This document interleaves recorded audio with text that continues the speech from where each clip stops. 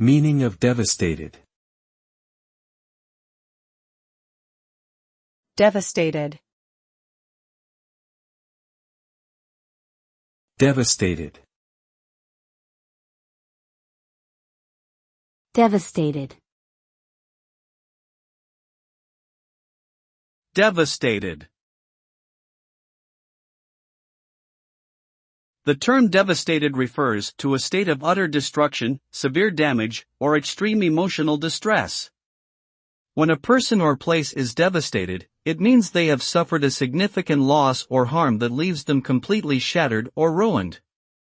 This could be physical, such as the aftermath of a natural disaster, or emotional, like the loss of a loved one or a broken relationship.